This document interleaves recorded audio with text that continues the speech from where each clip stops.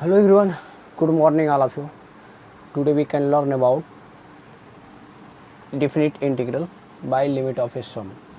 ये टॉपिक अपने आप में बहुत ही मोस्ट इम्पोर्टेंट है और इसे समझना बहुत ज़रूरी है। अगर इसे आप समझ लेते हैं तो आई होप आप जो है 7.8 जो एक्सरसाइज है उसे आप पूरा कवर कर लेंगे। तो आइए आज हम लोग समझते हैं कि योग की सीमा के द्वारा निश्चित समाकलन की प्रक्रिया क्या है और निश्चित समाकलन कैसे प्राप्त किया जाता है। तो सबसे पहले हम लोग ये देखते हैं इसमें कि मान लीजिए मेरे पास एक कोई क्या कहते हैं,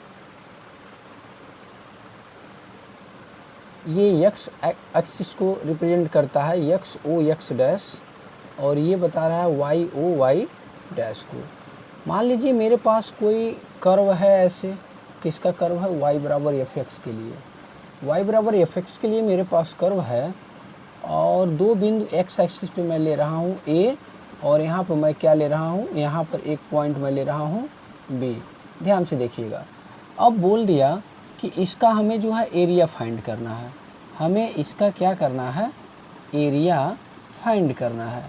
तो हम लोग आखिर इसका एरिया निकालेंगे कैसे, वो क्या प्रोसेस होगा कि हमें जो है इसका कुल एरिया मिल जाएगा, जबकि ये कोई आकृति, एक निश्चित आकृति दिख नहीं रही है।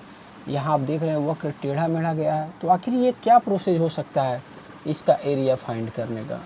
तो इसके लिए हम लोग क्या करते हैं, हाँ एक चीज़ और बता दें, वाई बराबर एफ एक्स के लिए, वाई बराबर एफ एक्स के लिए आप इसका जब समाकलन करेंगे तो यहाँ पर लिमिट आप कहाँ से कहाँ तक लेंगे, ए से बी तक लेंगे। वाई बराबर एफ एक्स डी एक्स, ये जो कहलाएगा इस पूरे भाग का क्या कहलाएगा, ये पूरे भाग का एरिया कहलाएगा। ठीक है, ये पूरे भाग का आपको एरिया कहलाएगा। तो हम लोग क्या करते हैं इसमें, बेसिकली क्या प्रोसेस हो सकता है इस पूरे भाग का एरिया निकालने के लिए, तो उसके लिए हम लोग इस फार्मूले को अच्छे से समझेंगे। ठीक है, तो आइए एक मैं दूसरा आपको फिगर बनाता हूँ, आप इस फिगर में अच्छे से समझें।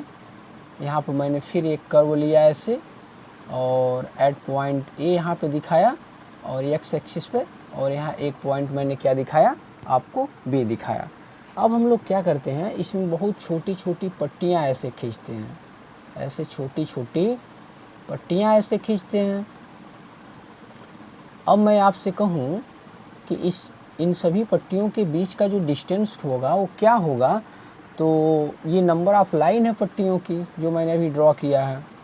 तो अब एच के लिए हम लोग क्या करते हैं, इस बी में से ए को घटा के और एन से भाग कर देते हैं, तो हमें क्या मिल जाता है, यह इन पट्टियों के बीच का हमें डिस्टेंस मिल जाता है, अर्थात एच मिल जाता है।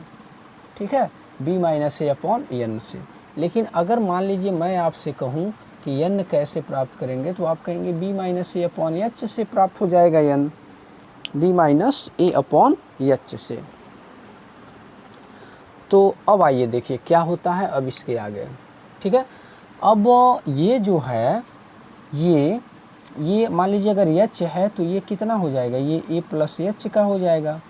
ये वाला कितना हो जाएगा, ए प्लस 2h का हो जाएगा। इसका मैं बात करूँ तो ए प्लस 3h का हो जाएगा।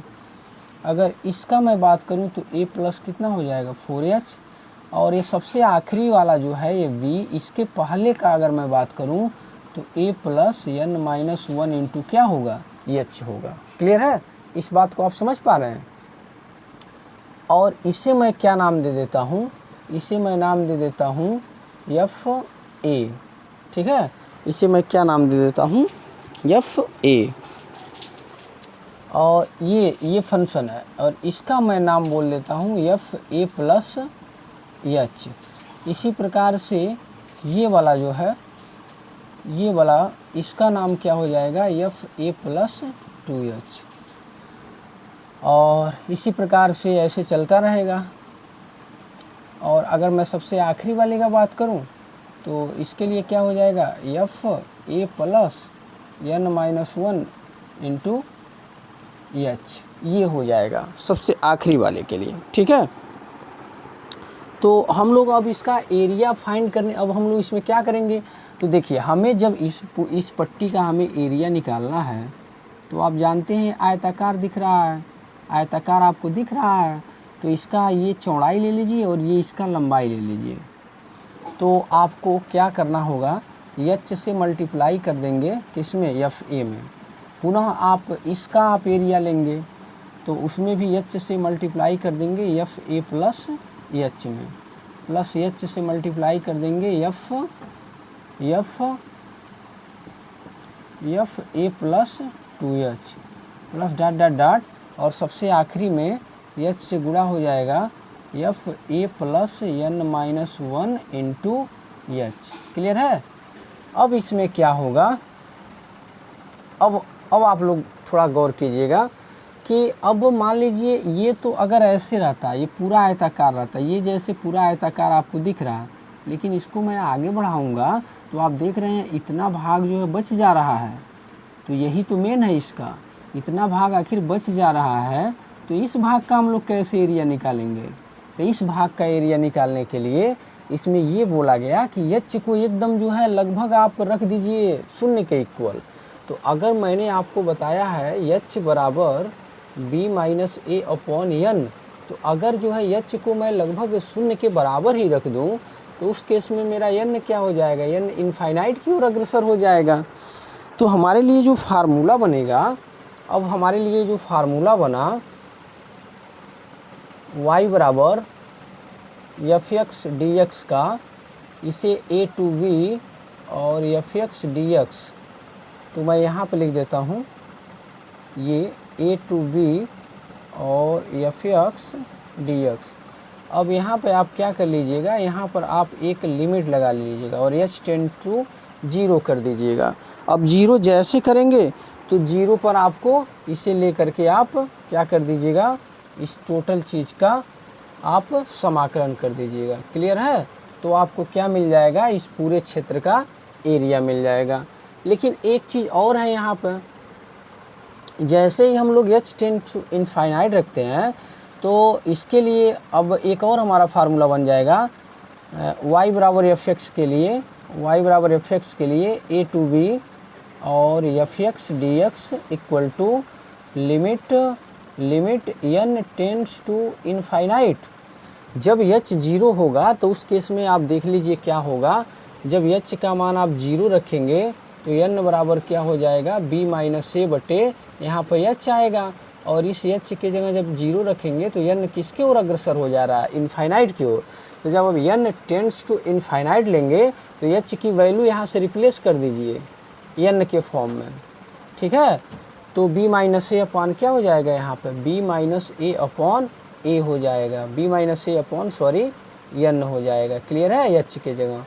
और बाकी चीज़ क्या हो जाएगा, F A plus 2h plus F A plus 3h plus dot dot dot F A plus n minus 1 into n minus 1। ठीक है। तो इस प्रकार से भी आपका एक फार्मूला यहाँ पर तैयार हो जाता है।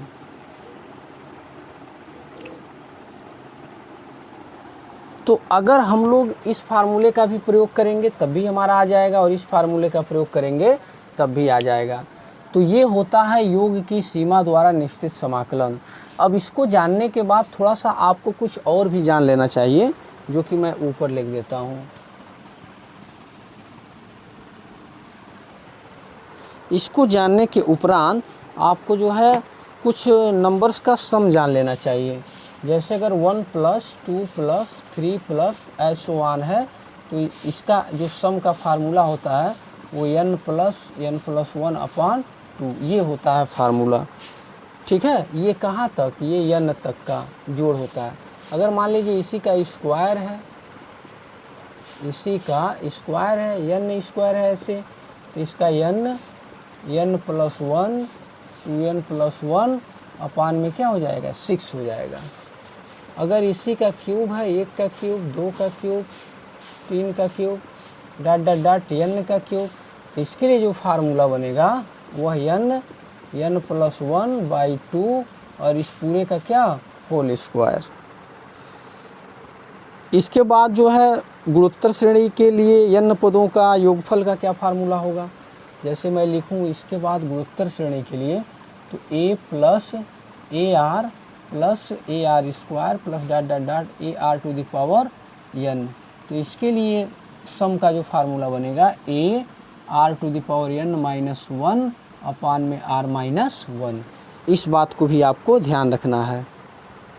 अगर मान लीजिए गुणोत्तर श्रेणी का अनंत पदों का हमें योगफल चाहिए, तो उसके लिए हम लोग क्या बनाएंगे, infinite of a sum of GP.